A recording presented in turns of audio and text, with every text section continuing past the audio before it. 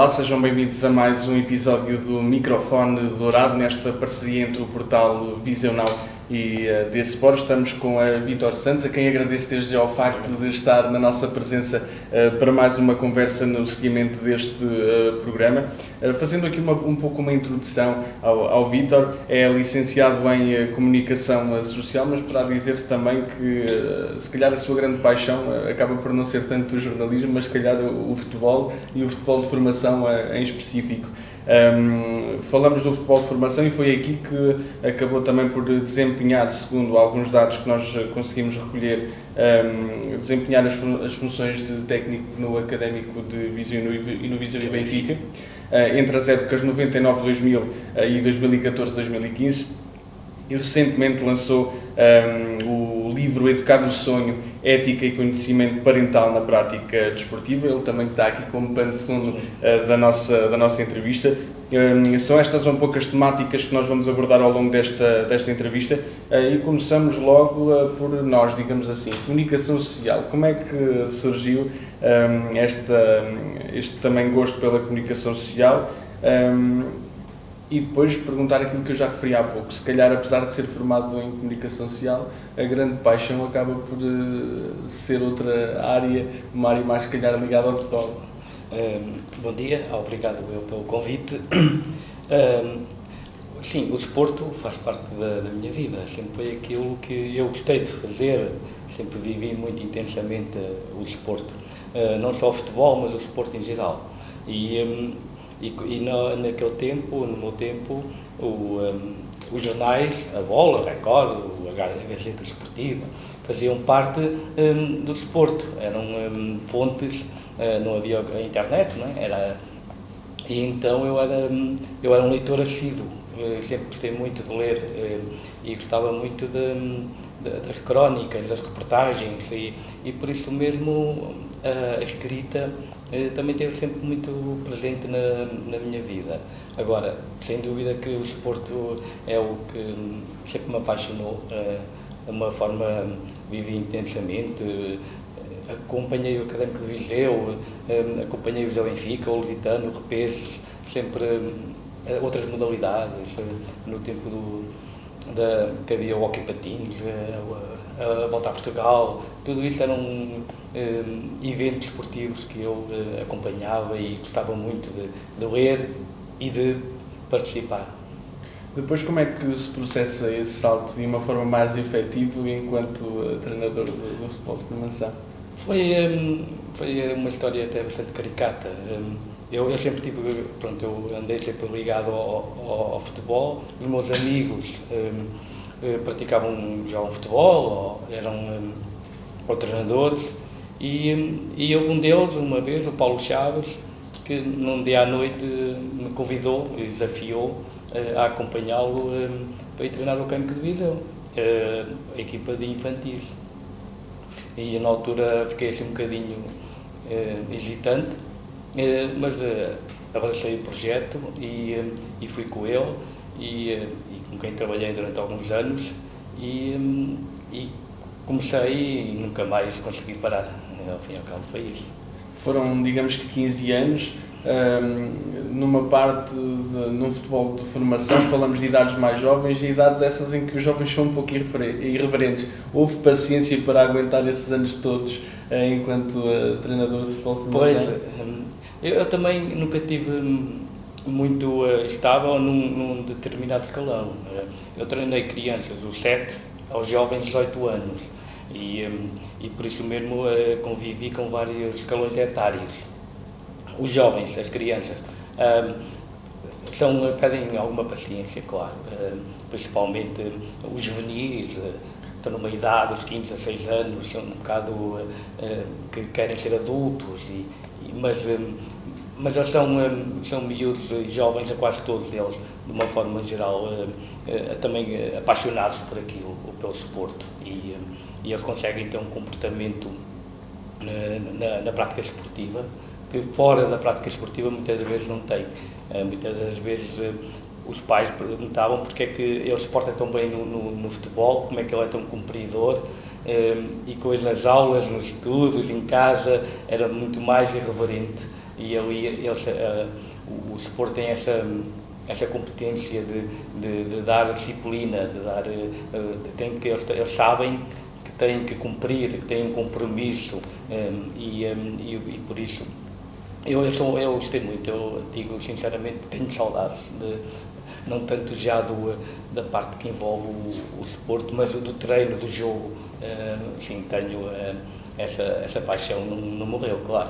Falou há pouco de disciplina e eu ia nesse sentido. Com certeza que as competências de um treinador de futebol de formação devem, como é óbvio, ter a sua componente futebolística e desportiva, mas acima de tudo um treinador de futebol de formação deve ser um educador daquelas próprias crianças, porque para além de estar ali a ensinar futebolistas, está acima de tudo a educar os homens de amanhã. Certo, e daí muito da minha vivência esportiva e não pactuar, não aceitar certos comportamentos que eu vi ao longo da minha carreira.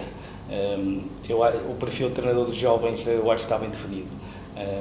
Dá-se pouca importância a isso, porque hoje ser treinador de jovens não é pior nem melhor do que ser treinador dos séniores. É diferente, porque tem uma componente formativa, como disse, muito maior, em que temos que ter, além da parte metodológica, da parte do treino, temos que ter também uma parte de cidadania, e isso é muito importante. Claro que em escalões etários, em campeonatos, tudo isso temos que ter em atenção, porque não podemos trabalhar com crianças de 9 anos e 10 como trabalhamos com os 18, com jovens de 18, e muitas vezes cometem-se esses erros. Ou seja, já está a profissionalizar muito o treino de crianças de 8, 9 e 10 anos, o que não faz muito sentido. Elas querem divertir-se, querem praticar desporto. Claro que a gente depois vai dando aos poucos alguma formação técnica, mas acima de tudo eles serem felizes, divertirem-se e não perderem a paixão pelo jogo. Mas nesse aspecto é verdade, não há muita escolha, ou seja, os clubes não investem muito na formação dos seus treinadores. E eu gostaria de falar um pouco mais a fundo sobre este assunto do futebol de formação. E muitos dos artigos que escreve também vão de encontro ao papel dos pais no desempenho dos jovens. Lembro-me das pessoas com alguma idade de dizerem que eles na altura iam para os treinos muitas vezes a pé, iam sozinhos, os pais não tinham quase ligação nenhuma, e hoje muitas vezes aquilo que vemos é os pais a acompanharem do início ao fim, até mesmo nos próprios treinos. Não acredita que há aqui se calhar algum controlo a mais por parte dos pais no que a componente esportiva também diz respeito, seja para com os atletas, seja também para com os próprios treinadores, que acabam se calhar por não se sentir tão livres a fazer aquilo que gostavam de fazer, porque de certa forma estão condicionados com a presença dos pais em diversos pontos e momentos, seja do treino, seja do jogo. Sim, a vida mudou. Hoje em dia os pais têm uma participação na vida quer escolar, na vida desportiva dos filhos que não tinham no meu tempo. Eu treinava em Vilmoinhos e ia a pé para Vilmoinhos às 9 da noite e vinhamos 3 ou 4 a pé, e a cidade não era o que é hoje, e tínhamos 12 anos. Mas eu entendo que hoje em dia isso não é possível. Hoje em dia os perigos são muito maiores e há muito mais facilidade dos pais acompanharem, e a participação dos pais é muito positiva. Agora, depende da forma como é feita. E aqui há uns anos, eu vivi essa fase, o pai passou a ser a adquirir um serviço, a pagar. No meu tempo não se pagava, hoje o pai paga para o filho praticar desporto. É natural que também seja mais exigente com o clube. Mas o que se passa não é isso. O que se passa é que quando nos apercebemos, o facto do pai pagar, o facto de haver uma mensalidade, parece que era obrigatório que o filho jogasse. Não que treinasse, não que fosse feliz, mas que jogasse ao domingo. Esta era a grande preocupação dos pais. Hoje em dia também, o que acontece? Os clubes grandes, chamados grandes, já têm academias que estão fechadas, os pais não entram, ou seja, houve necessidade de criar muros físicos, o que aqui, pronto, em Viseu nós não temos, ou seja, estamos muito expostos à participação dos pais. Eu posso contar-lhe uma história que nós tínhamos um guarda-redes e o pai ia sempre atrás da baliza. E nós, como o treino passado 4 ou 5 minutos, dizíamos ao guarda-redes, troquem de baliza, rápido, e eles trocavam de baliza a correr, no campo de futebol de 11. E o pai saía atrás daquela baliza, começava a andar para ir para trás da outra baliza. Quando o pai lá chegava, nós dizíamos, troquem de guarda-redes, troquem de baliza. E os miúdos trocavam e o pai ia dar mais uma volta. Claro que isto começou a ser um bocado caricato, mas é exemplificativo do que se passa. Ou seja, o pai é que vivia mais, o miúdo nem era muito feliz, nem era um miúdo que gostava muito, mas o pai vivia muito, com mais intensidade, obrigava ao filho, e isso são situações muito complicadas de gerir, muitas das vezes. Condiciona sempre um bocadinho. Mas nós neste momento, quando temos um grupo de técnicos solidários, fortes, em que nos defendemos uns aos outros, torna-se tudo muito mais simples e conseguimos estar imunes a essas situações. Também se trata aqui um pouco de gestão de expectativas, porque os próprios pais muitas vezes têm aquela ideia de que eles têm que ser o próximo Cristiano Ronaldo, não é? Completamente. Eles já não têm a expectativa de que vai ser. Eles pensam que ele já é. Hoje em dia já se pensa comigo, com 10 anos já é o Cristiano Ronaldo, e não é uma criança simplesmente. E é o mais difícil, é gerir as expectativas. São criadas expectativas muito grandes, quer aos pais, quer aos miúdos. Hoje, com 9, 10 anos, já se vê miúdos aí para o Benfica, Sporting, Porto. Começa a haver um scouting muito forte nisso, que obriga a que as crianças cresçam muito rapidamente. E depois, a maior parte das vezes, o grande número deles não consegue,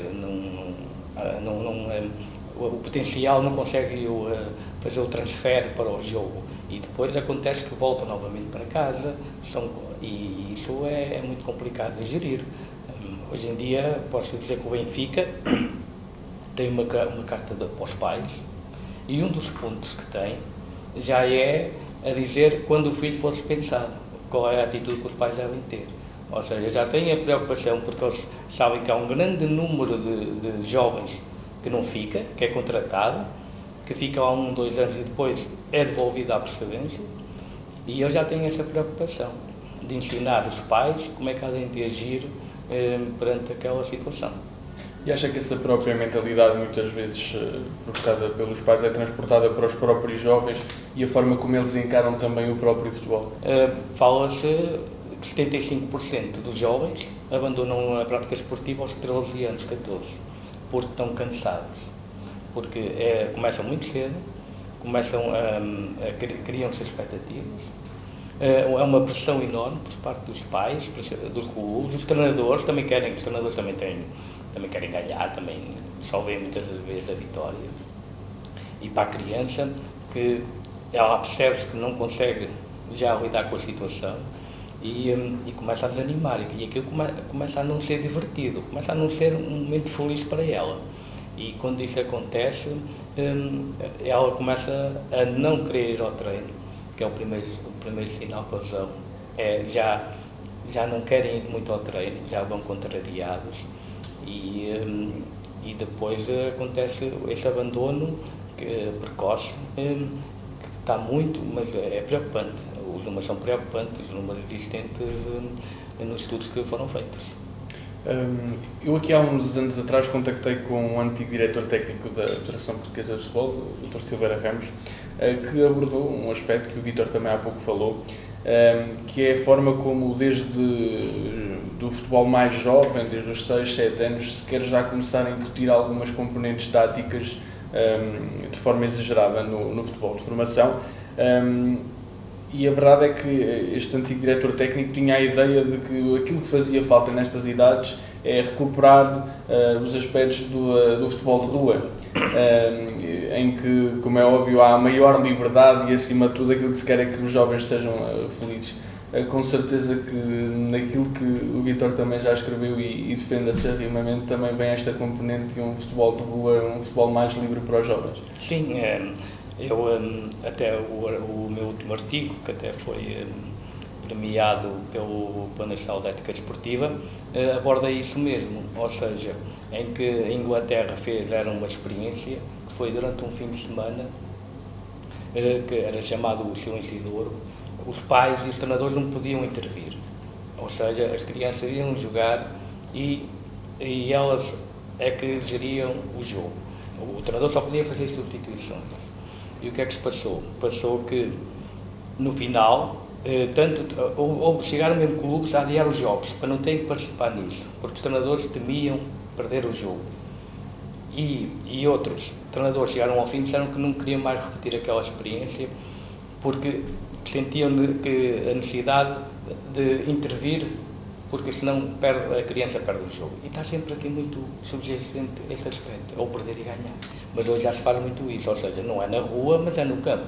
Um dia do treino, uma sessão de treino, é aproveitada para se fazer um jogo livre, em que não há treinadores, não há ninguém, fazem-se duas equipes, eles jogam à vontade, eles gerem o espaço e são muito mais felizes. A alegria deles é diferente, porque não têm aquela necessidade de estar a adquirir conhecimentos muito específicos para uma idade e que às vezes têm alguma dificuldade em assimilar. E depois, uma parte importante é a coordenação motora. Hoje em dia as crianças são muito sedentárias. O correr, que para nós era inato, hoje em dia, quando vimos uma criança a correr de 8, 9, 10 anos, não é isso. Ela quase que nem sabe correr. E por isso mesmo temos que começar aí sim a corrigir, a dar-lhe estas ferramentas para depois eu poder desenvolver todo o potencial que tem e ir crescendo. E não começar pelo fim, começar a ensinar o que é uma cobertura, o que é uma desmarcação, devemos ter esse cuidado. Mas esta situação da educação no desporto é um problema que se alastra não só aos próprios atletas, aos próprios pais, mas também, como disse, muitas vezes aos dirigentes e treinadores que, ao quererem que as suas equipas ganhem, muitas vezes acabam por cometer injustiças, como por exemplo, algumas situações que se verificam constantemente e que nós vamos assistindo, são alguns jogadores que vão a todos os treinos, mas que ficam no banco tendo em conta a menor qualidade, e outros que se calhar não vão tantas vezes aos treinos, acabam muitas vezes por entrar tendo em conta a qualidade, porque há aquela necessidade por parte às vezes e pressão dos dirigentes para com os técnicos e vice-versa, para que as vitórias estejam acima de tudo e muitas vezes mais do que a educação. É isso mesmo, é o que eu estava a dizer, o perder e ganhar está sempre muito presente. E eu digo, e até assim foi definido por alguém, este livro é o comportamento de adultos no mundo de crianças, é o que fala este livro, porque também podemos falar em árbitros. Muitas das vezes os árbitros arbitram jogos de crianças como se estivessem a arbitrar jogos de profissionais, e devem ter um papel muito mais pedagógico, até porque eles também estão a aprender enquanto árbitros, muitos deles, e as crianças até devem ensiná-los e educá-los a componente esportiva. Os treinadores igual, os treinadores não, muitas das vezes, digamos que não olham a meios para atingir os fins. O ser o campeão, muitas das vezes, não tem o significado que muita gente quer dar. Quer dizer, os dirigentes, claro, também.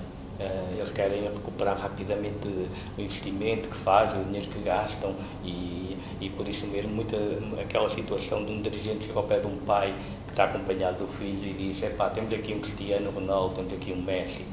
Ele diz isto e a criança está a ouvir, aquilo não deve ser dito. A criança vai ficar, e depois no jogo a seguir ao outro, ele não joga, e o pai: então o meu filho é o Cristiano Ronaldo e agora não joga. E a criança era tão bom e tudo, ou seja, toda esta comunicação, há muitas situações que nós vivenciamos que muitas vezes sem maldade, muitas vezes até de uma forma natural, mas que temos que salvaguardar muito hoje em dia, neste mundo tão mediático, em que há uma pressão enorme temos muitas das vezes que criar barreiras e ver e filtrar a informação que passamos, e por isso mesmo voltamos um bocadinho atrás, que é o perfil do treinador, o perfil do dirigente. Se os árbitros têm perfil para arbitrar jogos de crianças, tudo isto são situações fáceis de resolver, porque há muitas pessoas com capacidade e por isso mesmo é selecionar, porque a vida é isso mesmo, nós vamos selecionando, e aí também há essa vertente, temos de selecionar os melhores para trabalhar com essas crianças. Há pouco falámos também na componente da arbitragem e temos vindo a falar nesta componente também de educação e da relação entre pais e familiares com os próprios atletas e todo o que envolve um jogo desportivo. E a verdade é que temos também assistido cada vez mais a um certo comportamento, do meu ponto de vista, inaceitável por parte das pessoas que assistem a estes jogos de futebol de formação, seja para com jogadores das outras equipas que ainda são jovens, seja para com treinadores, seja para com árbitros, muitas vezes utilizando palavras que não podemos, como é óbvio, utilizar e dizê-las aqui. Estes exemplos menos positivos por parte das pessoas que assistem vão com certeza influenciar logo diretamente durante o jogo e indiretamente depois também no resto da vida os próprios atletas, da forma como eles vivem o desporto. Completamente. Para já, muitos dos jovens e crianças sentem-se envergonhados com o comportamento dos pais. Eles próprios sentem que, porque podem estar muita gente no campo. O pai fala, o miúdo, ele sabe que é a voz do pai. Pronto, e depois acontece.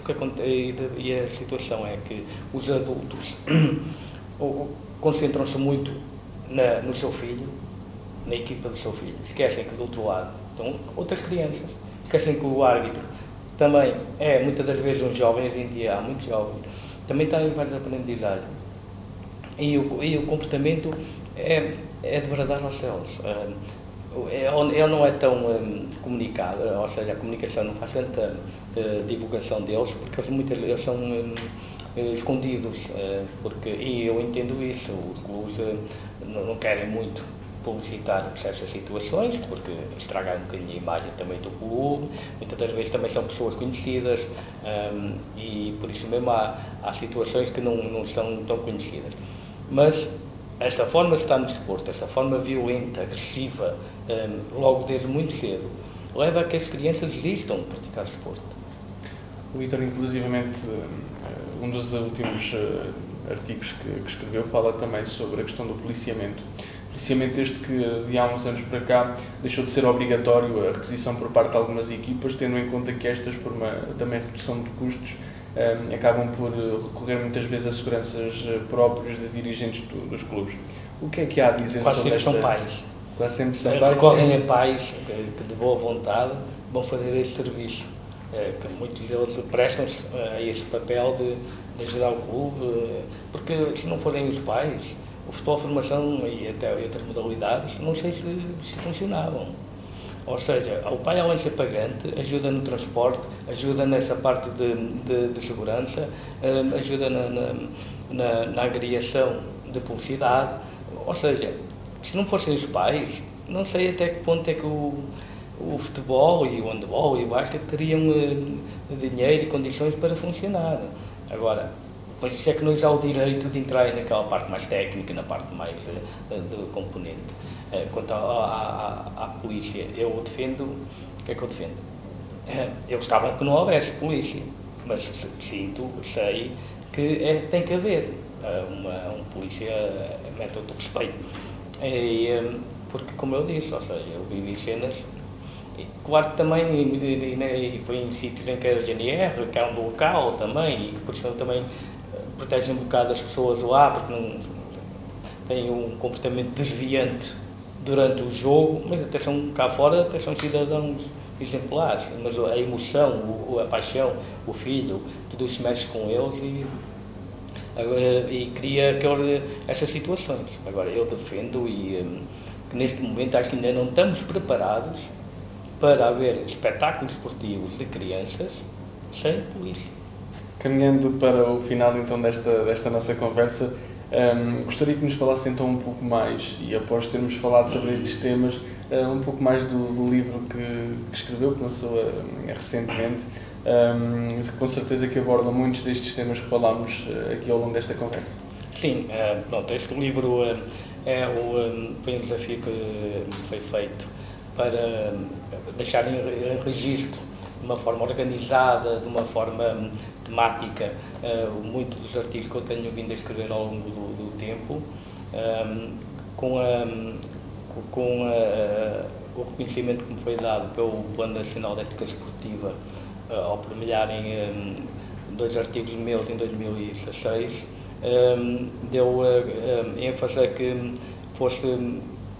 eu saísse fora de Viseu e através de várias pessoas que me contactaram, pessoalmente do portal Futebol de Formação, e eles sentiram também que eu poderia partilhar e devia chegar com esta mensagem mais longe.